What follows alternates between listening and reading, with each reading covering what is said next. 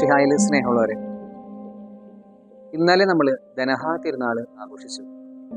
ധനഹ എന്ന വാക്കിന്റെ അർത്ഥം പ്രത്യക്ഷീകരണം. ഈശോ തൻ്റെ ലോകത്തിന് തന്നെ വെളിപ്പെടുത്തിയതിൻ്റെ ഒരു ഓർമ്മയാണ് ധനഹ തിരുനാൾ. എല്ലാവർക്കും ധനഹ തിരുനാളിൻ്റെ മംഗളങ്ങൾ വളരെ സ്നേഹപൂർവ്വം നേർന്നുകൊള്ളുകയാണ്. കഴിഞ്ഞ ദിവസം ഒരു ചേട്ടൻ എന്നെ കാണാൻ വന്നു. ആളുടെ സങ്കടങ്ങളൊക്കെ എന്നോട് ഒരുപാട് പറഞ്ഞു.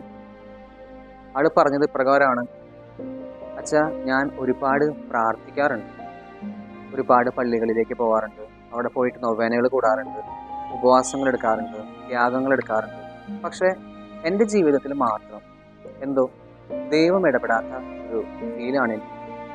പലപ്പോഴും എൻ്റെ ജീവിതത്തിൽ മാത്രം ദൈവത്തിന് ഒരു മാറ്റങ്ങളും വരുത്താത്ത രീതി, ദൈവം ഒരു മാറ്റവും എൻ്റെ ജീവിതത്തിൽ വരുത്താത്ത ഒരു വ്യക്തിയാണ് ഞാൻ എന്നൊക്കെയാണ് അദ്ദേഹം പറഞ്ഞത്. അതെല്ലാം കേട്ട് കഴിഞ്ഞപ്പോൾ പെട്ടെന്ന് ഞാൻ അദ്ദേഹത്തിന് ഒരു ഉത്തരം കൊടുത്തില്ല. പകരം ആൾക്ക് വേണ്ടിയിട്ട് ഞാൻ പ്രാർത്ഥിക്കാമെന്നൊക്കെ പറഞ്ഞ് ആളെ വിട്ടു. പക്ഷേ ഇന്നേ ദിവസം നമ്മൾ വായിച്ചു കേട്ട സുവിശേഷ ഭാഗം വായിച്ചു കഴിഞ്ഞപ്പോൾ അദ്ദേഹത്തിനുള്ള ഉത്തരം എനിക്ക് ഇതിൽ നിന്നാണ് കിട്ടിയത്. ഇന്നത്തെ സുവിശേഷത്തിൽ നഥാനിയേലും ഫിലിപ്പോസും ഈശോയുമാണ് മുഖ്യ കഥാപാത്രങ്ങൾ.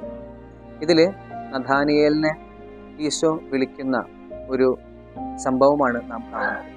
നഥാനിയേൽ നോക്കുമ്പോൾ തൻ്റെ ജീവിതത്തിലും ഇതുപോലെ തന്നെ ഒരുപാട് പ്രാർത്ഥിക്കുന്നുണ്ട്, ഒരുപാട് ആചാരങ്ങളും അനുഷ്ഠാനങ്ങളെല്ലാം ഒരുപാട് ചെയ്യുന്നൊക്കെ ഉണ്ട്. പക്ഷേ തൻ്റെ ജീവിതത്തിൽ മാത്രം ഒരു മാറ്റവും സംഭവിക്കുന്നില്ല, തൻ്റെ ജീവിതത്തിൽ മാത്രം ദൈവത്തിൻ്റെ ഇടപെടലുകൾ ഒന്നും നടക്കുന്നില്ല എന്നുള്ള ഒരു വിഷമം നഥാനിയേലിനുണ്ട്. ആ സമയത്താണ് നഥാനിയേലിനടുത്ത് ഈശോ പറയുന്നത്, അത്തിമരത്തിൻ്റെ ചുവട്ടിൽ ഇരിക്കുന്ന നഥാനിയേലിനെ ഈശോ കണ്ടു എന്ന് പറഞ്ഞപ്പോൾ നഥാനിയേലിൻ്റെ ജീവിതത്തിൽ വലിയൊരു മാറ്റമാണ്. കാരണം അത്തിമരത്തിൻ്റെ ചുവട്ടിൽ പലപ്പോഴും നഥാനിയേൽ വന്നിരിക്കാറുണ്ട്. പക്ഷെ പലപ്പോഴും ഒരു പക്ഷേ ആരും കണ്ടു കാണുവാനില്ല നഥാനിയേൽ അവിടെ ഇരിക്കുന്നത്. പക്ഷെ അത് ഈശോ കണ്ടു. തൻ്റെ ജീവിതത്തിലെ ചെറിയ ഒരു കാര്യം പോലും ഈശോ ശ്രദ്ധിക്കുന്നുണ്ട്. ഈശോയുടെ കാഴ്ചയ്ക്ക് ഉള്ളിലാണ് തൻ്റെ ജീവിതത്തിലെ ഓരോ കാര്യങ്ങളും. തൻ്റെ ജീവിതത്തിലെ ചെറിയ കാര്യങ്ങൾ പോലും ഈശോയുടെ കാഴ്ചയ്ക്ക് ഉള്ളിലാണ് എന്നുള്ള വലിയൊരു ബോധ്യം നഥാനിയേലിന് ഉണ്ടായി.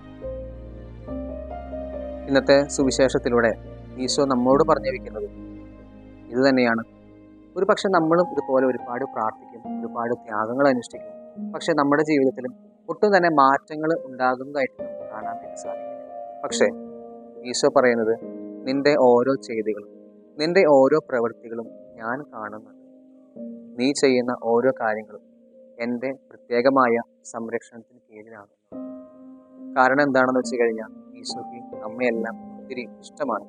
അപ്പം അതുകൊണ്ട് തന്നെ നമ്മുടെ ജീവിതത്തിലെ ഓരോ കാര്യങ്ങളും ഈശോ മനസ്സിലാക്കുന്നുണ്ട്, ഈശോ സ്നേഹിക്കുന്നുണ്ട് എന്നുള്ള പ്രതീക്ഷയിൽ നിരാശയില്ലാതെ ജീവിക്കാൻ വേണ്ടിയിട്ടുള്ള വലിയൊരു കൃപയ്ക്ക് വേണ്ടി നമുക്ക് പ്രാർത്ഥിക്കാം. പിതാവിൻ്റെയും പുത്രൻ്റെയും പരിശുദ്ധാത്മാവിൻ്റെയും നാമത്തിൽ ആമേൻ. നമ്മുടെ കർത്താവ് യേശു മിശിഹായുടെ കൃപയും പിതാവായ ദൈവത്തിൻ്റെ സ്നേഹവും പരിശുദ്ധാത്മാവിൻ്റെ സഹവാസവും നാം എല്ലാവരോടും കൂടി ഉണ്ടാകട്ടെ, എപ്പോഴും എപ്പോഴും.